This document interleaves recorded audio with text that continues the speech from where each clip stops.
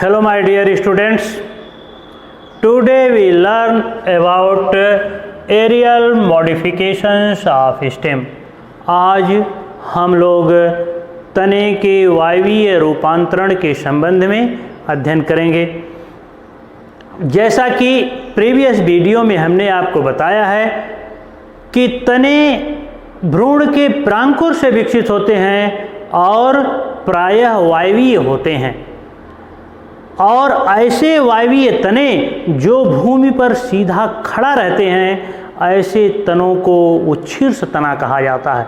जो उच्छृंस तने होते हैं यह ठोस अथवा खोखले परंतु काष्ठी होते हैं। काफ़ी मजबूत होने के कारण ही यह उच्छृंस दशा में पाए जाते हैं, परंतु सभी वायवीय तने उच्छृंस नहीं होते हैं। कुछ कोमल और मुलायम भी होते हैं, इसलिए वह उच्छृंस अवस्था में नहीं पाए जाते हैं। तने पर पर्व और पर्वसंधियाँ पाई जाती हैं। पर्वसंधियों से उसमें कलिकाएँ निकलती हैं। यह कलिकाएँ दो तरह की होती हैं। पौधे के शीर्ष भाग से यदि कलिकाएँ निकलती हैं तो शीर्षस्थ कलिकाएँ कहलाती हैं। यदि पौधे के पर्वसंधि के कक्ष भाग से कलिकाएँ निकलती हैं तो कक्षस्थ कलिकाएँ होती हैं। शीर्षस्थ कलिकाएँ और कक्षस्थ कलिकाएँ दोनों ही कायिक कलिकाएँ होती हैं, और यह पौधे की वृद्धि और विकास में सहायता करती हैं। परंतु पौधे के शीर्ष अथवा कक्ष भाग में पुष्प कलिकाएँ भी पाई जाती हैं, और इन पुष्प कलिकाओं से पुष्प का विकास होता है। पुष्प पौधे का जनन अंग है। अब आइए हम लोग ऐसी संरचनाओं, वायवीय पौधों में विकसित होने वाली ऐसी संरचनाओं के संबंध में अध्ययन करें, जिसके आधार पर इन वायवीय तने को 5 भागों में विभाजित किया गया है। वह संरचनाएं या तो कांटे हो सकती हैं, या उनका तना ही मांसल पर्णाभ हो सकता है। यह दोनों ही संरचनाएं या तो पौधे को सुरक्षा प्रदान करने के लिए अथवा पौधे में भोज्य पदार्थ के संश्लेषण और संचय के लिए, अथवा कुछ ऐसी भी संरचनाएं वायवीय पौधों में निकलती हैं जो उन पौधों को किसी दूसरे आधार वस्तु से या दूसरे पौधे से लपेट कर के ऊपर चढ़ने में अर्थात आरोहण में सहायता करती हैं। तो इन्हीं सब संरचनाओं के आधार पर वायवीय तने का 5 भागों में रूपांतरण हुआ है, और इन वायवीय तनों के जो 5 रूपांतरण हैं उसमें नंबर 1 स्टेम टेंड्रिल स्तंभ प्रदान, नंबर 2 फिलोक्लैड जिसको पर्णावृंत कहते हैं, नंबर 3 क्लैडोड जिसको पर्णाव पर्व कहा जाता है, नंबर 4 स्टेम थार्न जिसको स्तंभ कंटक कहा जाता है, और नंबर 5 जिसको बुलबिल्स यानी पत्र प्रकलिकाएँ कहा जाता है। यह एरियल स्टेम के मॉडिफिकेशंस हैं। अब आइए हम लोग इन 5 ही मॉडिफिकेशंस के संबंध में क्रमशः विस्तृत अध्ययन करें।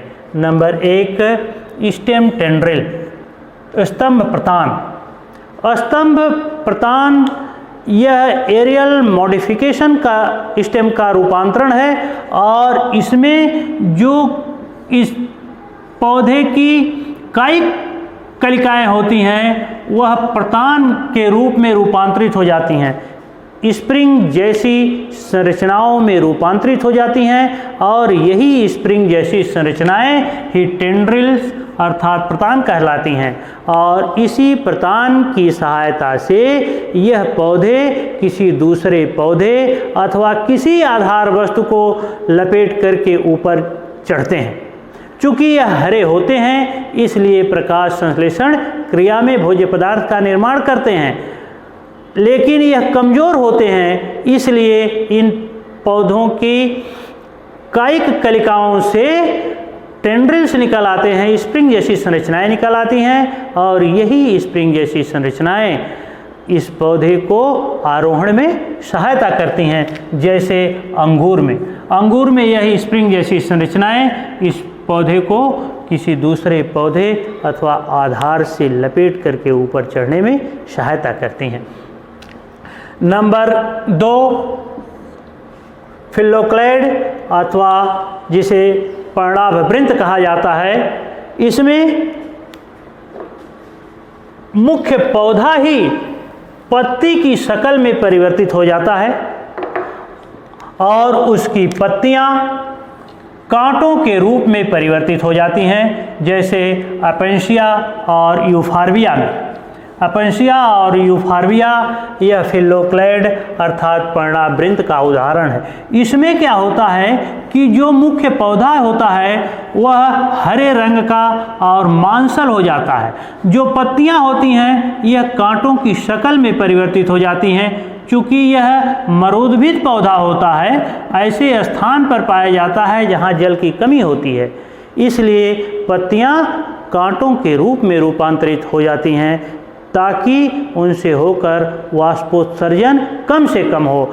और जो तना होता है यह तना ही फूल करके मांसल और हरे कलर का हो जाता है। इसमें क्लोरोफिल डेवलप हो जाता है और चूंकि यह हरे कलर का हो जाता है क्लोरोफिल की उपस्थिति के कारण, इसलिए इसका तना ही प्रकाश संश्लेषण क्रिया में सहायता करता है और यह भोज्य पदार्थ का संश्लेषण और संचय भी करता है। तो ऐसे तने जिसमें मुख्य तना ही पत्ती जैसी संरचनाओं में परिवर्तित होकर के प्रकाश संश्लेषण क्रिया में सहायता करे, ऐसे तने को पर्णाभवृंत अर्थात फिलोक्लेड कहा जाता है। और पर्णाभवृंत का महत्वपूर्ण उदाहरण नागफनी, जिसको अपेंशिया कहा जाता है, और यूफार्बिया है। नंबर 3 जो एरियल स्टेम का मॉडिफिकेशन है, नंबर 3 है पर्णाभ पर्व। पर्णाभ पर्व जिसको क्लेडोड कहते हैं, इसमें मुख्य तना तो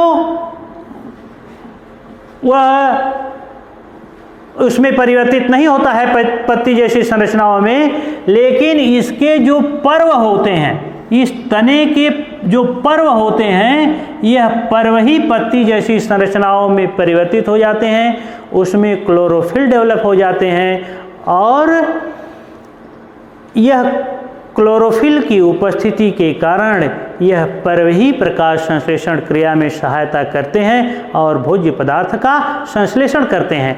कुछ ऐसे क्लेडोड होते हैं, कुछ ऐसे पर्णाभ पर्व होते हैं वाले पौधे होते हैं जिनके तने में केवल एक ही पर्व पाए जाते हैं। जैसे एस्पेरेगस पौधे में केवल एक ही पर्व पाया जाता है और यह एक ही पर्व पत्ती जैसी शक्ल में परिवर्तित हो जाता है और प्रकाश संश्लेषण क्रिया में सहायता करता है। परंतु रस्कस पौधे में इसमें 2 पर्व पत्ती जैसी संरचनाओं में परिवर्तित हो जाते हैं, उसमें क्लोरोफिल डेवलप हो जाते हैं और यह 2 पर्व ही इसमें प्रकाश संश्लेषण क्रिया में सहायता करते हैं और भोज्य पदार्थ का निर्माण करते हैं। तो यानी किसी भी वायवीय तने में पौधे का पर्व भाग, पर्व संधि नहीं, पौधे का पर्व भाग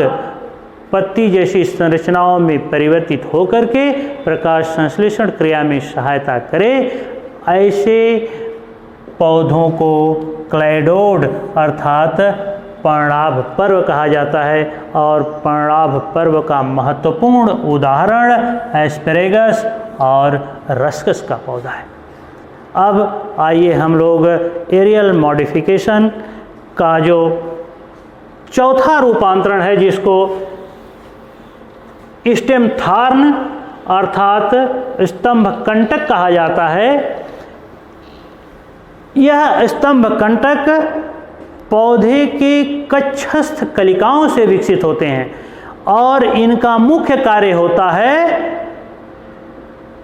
पौधे की सुरक्षा करना अथवा किसी वस्तु में धंस करके पौधे को ऊपर की तरफ आरोहित करना, ऊपर की तरफ इसको आरोहण करना, यह भी इनका कार्य होता है। परंतु यह जो स्टेम थार्न है यह पौधे की कक्षस्थ कलिकाओं से विकसित होते हैं और कक्षस्थ कलिकाएं कांटों की शक्ल धारण कर लेती हैं और इन कक्षस्थ कलिकाएं जो कांटों की शक्ल में परिवर्तित हो जाती हैं, इनका मुख्य कार्य होता है उस पौधे की सुरक्षा करना। जैसे करौदा, गुलाब, बबूल और कैक्टस पौधे में। करौदा में आप देखते होंगे कि छोटे छोटे कांटे होते हैं, बड़े नुकीले कांटे होते हैं, और इसी तरह से गुलाब में भी कांटे होते हैं, बबूल में और कैक्टस पौधे में भी कांटे हो सकते हैं। कभी कभी यह कांटे 3-3 के समूह में पाए जाते हैं, परंतु प्रायः यह अकेले पाए जाते हैं, लेकिन यह समूह में भी पाए जा सकते हैं और यह सभी कक्षस्थ कलिकाओं से विकसित होते हैं। किन पौधों में? जो स्तंभ कंटक प्रकार का एरियल स्टेम का रूपांतरण है, ऐसे पौधों में कक्षस्थ कलिकाएं कांटों की शक्ल में परिवर्तित हो जाती हैं और पौधे की सुरक्षा करती हैं। नंबर 5, जिसको बुलबिल्स अथवा पत्र प्रकलिकाएं कहा जाता है, यह पत्र प्रकलिकाएं पत्तियों के ऊपर अथवा शीर्ष भाग पर पाई जाने वाली वर्धी कलिकाएं होती हैं, जो अनुकूल परिस्थितियों में यदि इस पत्ती से टूट करके अलग हो जाती हैं और नम भूमि पर गिरती हैं तो अंकुरित होकर के नए पौधे को जन्म देती हैं। यानी इनका कार्य होता है वेजिटेटिव रिप्रोडक्शन।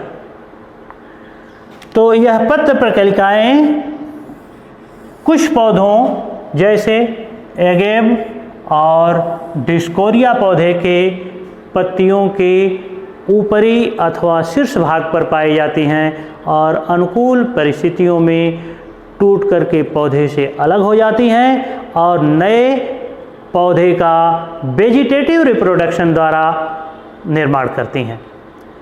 तो यह 5 प्रकार का हमने एरियल मॉडिफिकेशन ऑफ स्टेम बताया और इन 5 प्रकार के मॉडिफिकेशन के अध्ययन के उपरांत आप यह बात जान गए होंगे कि इस प्रकार का रूपांतरण पौधों में क्यों होता है। यह जो एरियल मॉडिफिकेशन है यह पौधों में सुरक्षा की दृष्टि से, उनमें वृद्धि प्रजनन करने के लिए अथवा पौधों में प्रकाश संश्लेषण क्रिया द्वारा भोज्य पदार्थ का निर्माण करने के लिए, भोज्य पदार्थ का संचय करने के लिए, अथवा जो टेंड्रिल्स विकसित होते हैं उसकी सहायता से उस किसी दूसरे पौधे अथवा आधार को लपेट करके ऊपर चढ़ने के लिए यह रूपांतरण होता है। अब नेक्स्ट वीडियो में हम लोग तने के विभिन्न कार्यों के संबंध में अध्ययन करेंगे। Thank you.